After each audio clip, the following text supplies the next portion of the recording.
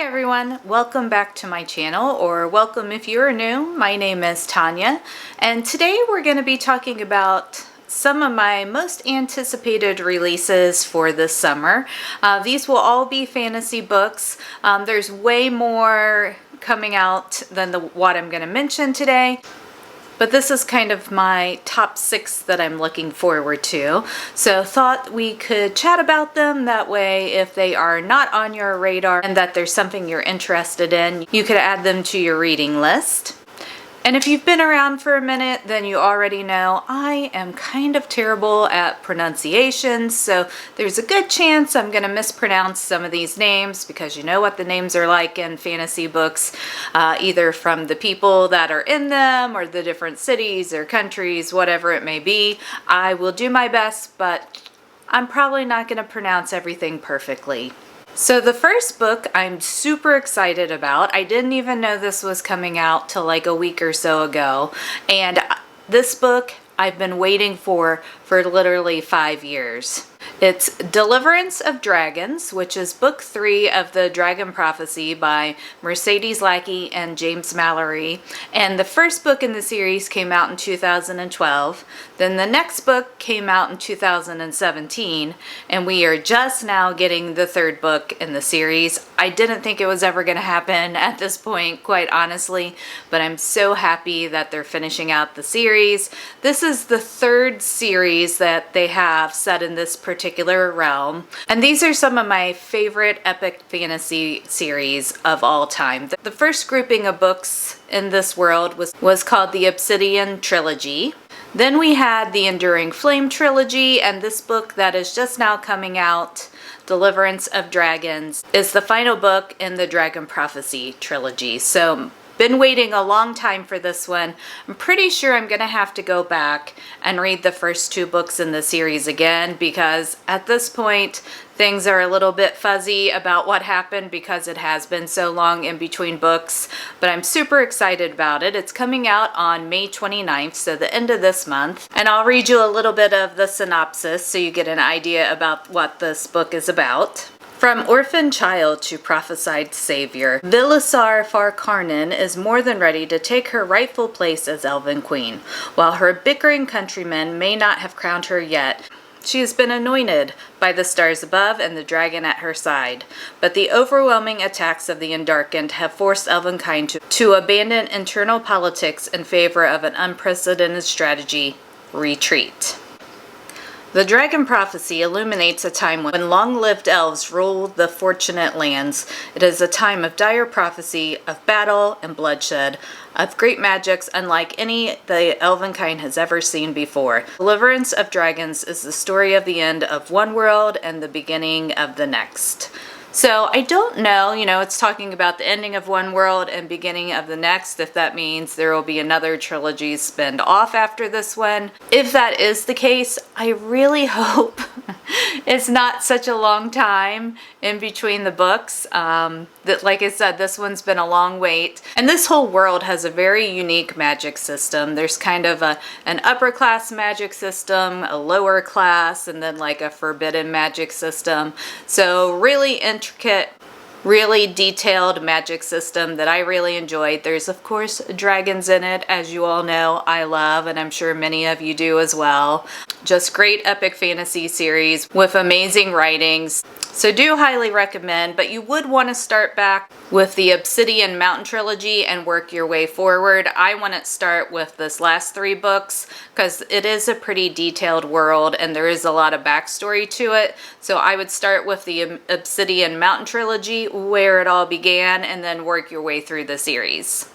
Then on June 3rd, we have A Fellowship of Librarians and Dragons by J. Penner. And this is a sequel to The Fellowship of Bakers, which I actually just finished that book yesterday. I read the whole book in one day.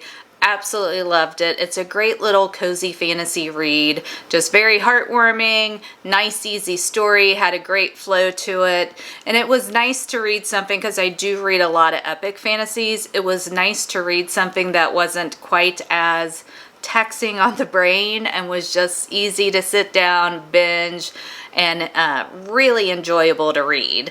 And I'm pretty sure this may have already been published before, but I know they're releasing a new hardcover on June 3rd. So I wanted to go ahead and include it in these new releases for the summer. I'm definitely going to read this one since I enjoyed the first book so much. And here's just a little bit about this book. Just from the description, you're definitely gonna be able to tell that the plot's not gonna be super intense, but it's gonna have all those cozy fantasy vibes that we love. People-pleasing Sunshine Dwarf Dolly Butterbuckle is content with her simple tea magic and circle of friends. It's true that she might have once wanted more for herself and that she's never quite lived up to her family's expectations, but her life is just fine. That is, until she inherits a dragon egg. As Dolly grapples with her newfound responsibility, she turns to gargoyle librarian Sarson, an expert in dragon lore. The more time she spends in his library, the more she finds herself falling for the well-read newcomer. But dealing with her overbearing family, which we can all relate to, I'm sure, stopping a sinister plot she's uncovered. I cannot relate to that portion. I have not uncovered any sinister plots in my life. And handling a dragon that refuses to stay out of trouble means her hands are already full. So as you can see, not a super serious sounding book, but it'll have, you know, a cute little plot. It'll be a very cozy read, and I'm sure I can probably finish this one in a day as well. So definitely looking forward to this one coming out in June.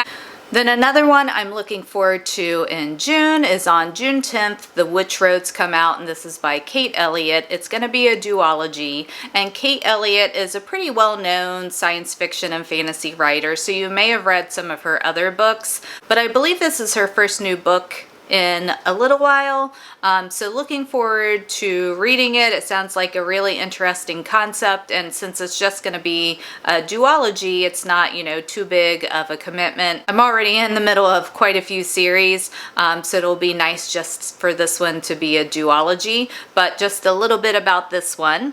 Status is hereditary, class is bestowed, trust must be earned.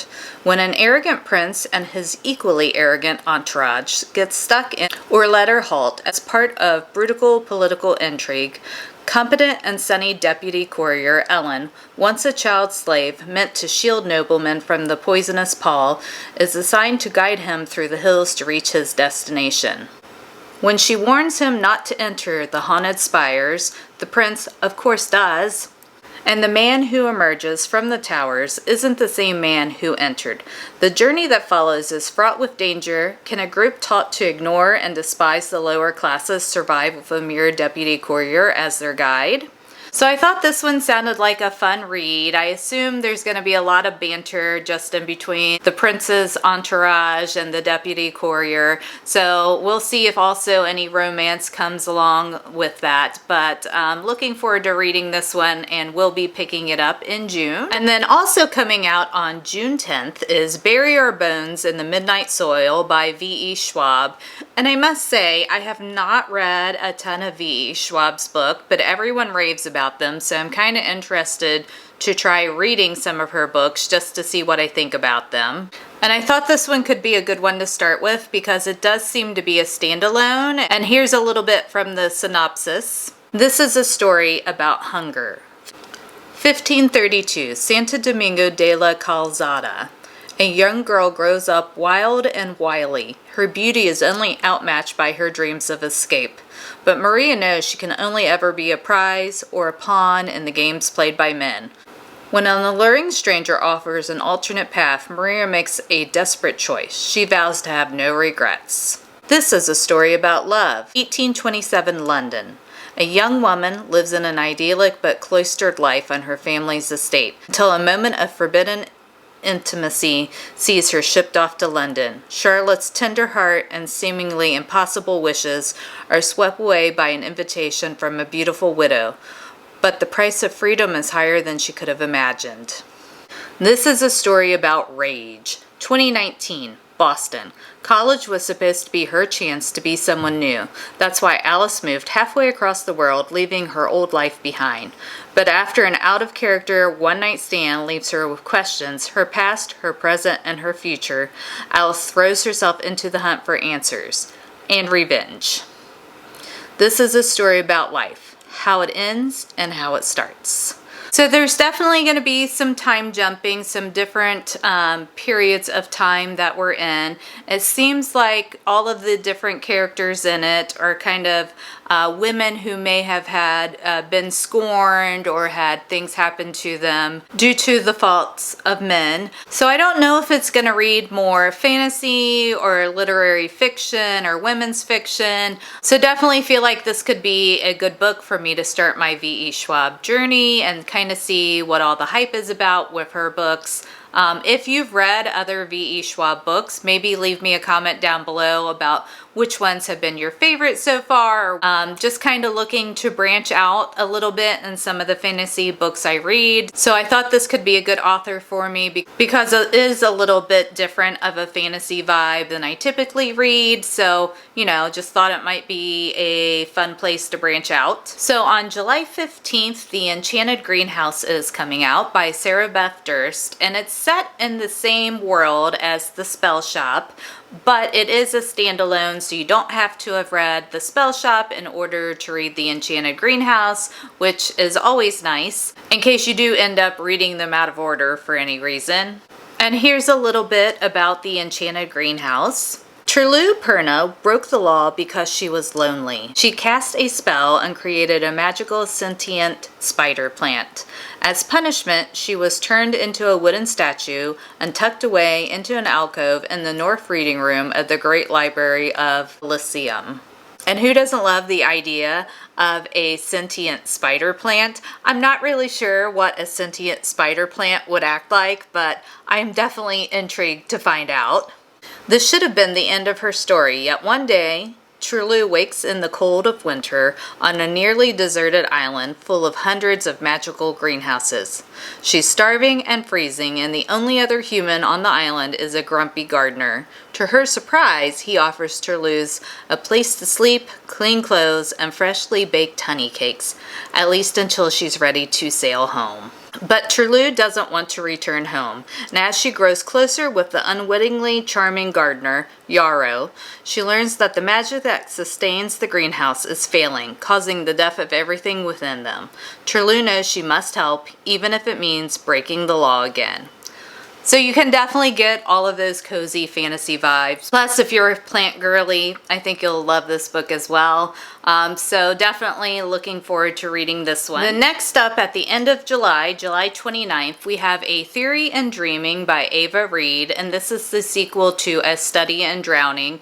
And for whatever reason, half the time when I talk about this book, I call it A Study in Dreaming. That is not its name. It is A Theory of Dreaming, and the hardcover looks like it's going to be as gorgeous as A Study in Drowning was. So I'm definitely going to be ordering this one because the books are just beautiful to look at. Plus, Ava Reed's writing is so descriptive, so lyrical, so beautiful that I know I'm going to want to read it. Now, this is a YA fantasy. We are still following Effie and Preston. I'll read you a little bit of the synopsis. I don't want to say too much about this one since this is the second book in the series, but I figure it's pretty safe to go ahead and read part of the synopsis, and that won't ruin any of the first book for anyone. Some dreams are dangerous, especially when they come true. The entire university, and soon the entire nation, is waiting for Effie to fail. Who is she without her stories? With Effie under threat, Preston is surprised to discover a rage simmering inside him, ringing in his ears like bells. He begins to dream of a palace under the sea, a world where he is king, visions that start to follow him even in waking. As the war between Lear and Argent explodes, Effie and Preston find themselves caught in the crossfire. Effie losing her dreams, and Preston losing himself in his. Are dreams ever truly just dreams? I'm sure we're going to see more of Effie and Preston's growing romance in here, and that dreams are going to be playing a big part of the plot. So I really enjoyed A Study in Drowning, so looking forward to seeing their story continue in this one. So that's it for my most anticipated releases for the summer. Do you have any books that you're looking forward to for the summer that are coming out? And if so, leave me a comment down below so that I can check those out as well. Take care, keep reading, and I'll catch you in my next video. Bye!